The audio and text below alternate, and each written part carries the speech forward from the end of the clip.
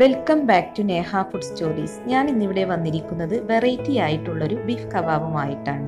ഇനി ഇതെങ്ങനെ ഉണ്ടാക്കുന്നത് എന്ന് നോക്കാം. ഇതിനു വേണ്ടി 500 ഗ്രാം ബോൺലെസ് ബീഫാണ് ഞാനിവിടെ എടുത്തിരിക്കുന്നത്. ഇത് കഴുകി വൃത്തിയാക്കി എടുത്തതാണ്. ഇത് കുക്കറിലേക്ക് ആഡ് ചെയ്ത് കൊടുക്കാം. ഇനി ഇതിലേക്ക് 250 ഗ്രാം കടലപ്പരിപ്പ് കഴുകി വൃത്തിയാക്കി എടുത്തതാണിത്. ഇതും ഇതിലേക്ക് ആഡ് ചെയ്ത് കൊടുക്കാം. ഒരു മീഡിയം സവാള സ്ലൈസ് ചെയ്തത്,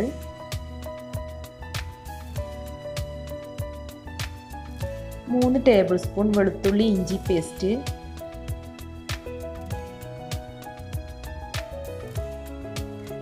ആവശ്യത്തിന് ഉപ്പ്, Kashmiri red chilli powder 3 table spoon, മഞ്ഞൾപ്പൊടി 1 ടീസ്പൂൺ,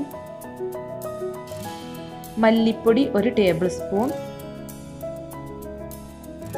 വലിയ ജീരകം 1 ടേബിൾ സ്പൂൺ,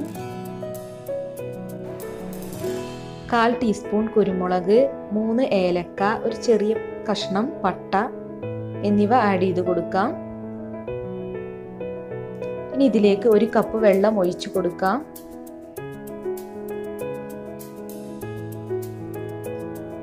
ഇനി ഇതെല്ലാം കൂടി നന്നായി ഒന്ന് മിക്സ് ചെയ്യണം. ഇനി ഇത് അടച്ച് വെച്ച് കുക്ക് ചെയ്യാം. ഫസ്റ്റ് വിസിൽ വന്നതിന് ശേഷം ലോ ഫ്ലെയിമിലിട്ട് ഒരു 5 വിസിൽ വരുന്നത് വരെ നമുക്ക് കുക്ക് ചെയ്തെടുക്കാം. ഇപ്പോൾ ഇത് കുക്കായിട്ടുണ്ട്, ആവിയെല്ലാം പോയി. ഞാൻ തുറന്ന് നോക്കുകയാണ്. ഇപ്പോൾ നല്ല കുക്കായി വന്നിട്ടുണ്ട്. ഈ സമയത്ത് വെള്ളം കൂടുതലുണ്ടെങ്കിൽ ഒന്ന് വറ്റിച്ചെടുത്താൽ മതി. ഇനി ഇത് തണുത്തതിന് ശേഷം അരച്ചെടുക്കണം. അതിനു വേണ്ടി മിക്സിയുടെ ജാറിലേക്ക് ഇത് ആഡ് ചെയ്ത് കൊടുക്കാം. ഇനി ഇതിലേക്ക് കുറച്ച് മിന്റ് ലീവ്സ് പുതിനയില ആഡ് ചെയ്ത് കൊടുക്കാം. അതുപോലെ 1/2 കപ്പ് മല്ലിയില, ഒരു 3 പച്ചമുളക്, 3 മുട്ട, ഇവയെല്ലാം കൂടി നന്നായി അരച്ചെടുക്കണം. ഒന്നിച്ച് അരച്ചെടുക്കാൻ പറ്റുന്നില്ലെങ്കിൽ 2 സ്റ്റേജായി അരച്ചെടുത്താൽ മതി. മിക്സിയുടെ ചെറിയ ജാറിലിട്ട് അരക്കുകയാണെങ്കിൽ പെട്ടെന്ന് അരഞ്ഞു കിട്ടും. മുട്ട ചേർക്കുന്നത് ഇത് ഒന്ന് സോഫ്റ്റ് ആവുന്നതിന് വേണ്ടിയാണ്. ഇപ്പോൾ ഞാനിവിടെ ഇത് നന്നായി അരച്ചെടുത്തിട്ടുണ്ട്. ഇനി നമുക്ക് ഇതുകൊണ്ട് കബാബ് ഉണ്ടാക്കിയെടുക്കാം. കട്ട്ലറ്റിൻ്റെയൊക്കെ ഷേപ്പിലാണ് ഉണ്ടാക്കിയെടുക്കേണ്ടത്. ആദ്യം ഒരു ബോൾ ഉണ്ടാക്കി അത് നമ്മുടെ കയ്യിൽ വെച്ചൊന്ന് ജസ്റ്റ് ഒന്ന് പരത്തിയെടുത്താൽ മതി. എനിക്കുള്ള ഇഷ്ടമുള്ള ഷേപ്പിൽ ഉണ്ടാക്കാം. ഞാനിപ്പോൾ ഈ ഷേപ്പിൽ ഉണ്ടാക്കുന്നതേ ഉള്ളൂ. ഇതുപോലെ ബാക്കിയുള്ളതും റെഡിയാക്കി എടുക്കാം. ഇനി ഇതെല്ലാം ഫ്രൈ ചെയ്യണം. അതിനുവേണ്ടി ചൂടായ എണ്ണയിലേക്ക് ഇത് ആഡ് ചെയ്ത് കൊടുക്കാം. ഒരു മീഡിയം ഫ്ലെയിമിലിട്ട് വേണം ഫ്രൈ ചെയ്യാൻ. ഓരോന്നായി ഇട്ട് കൊടുത്ത് ഫ്രൈ ചെയ്തെടുക്കാം.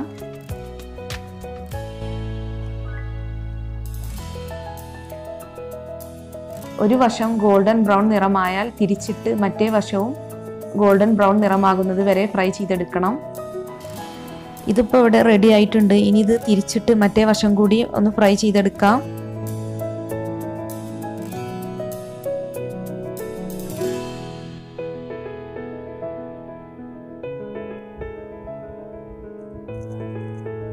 ഇപ്പോൾ നമ്മുടെ കബാബ് ഇവിടെ റെഡിയായി വന്നിട്ടുണ്ട്. ഇത് ഇനി എണ്ണയിൽ നിന്ന് മാറ്റാം.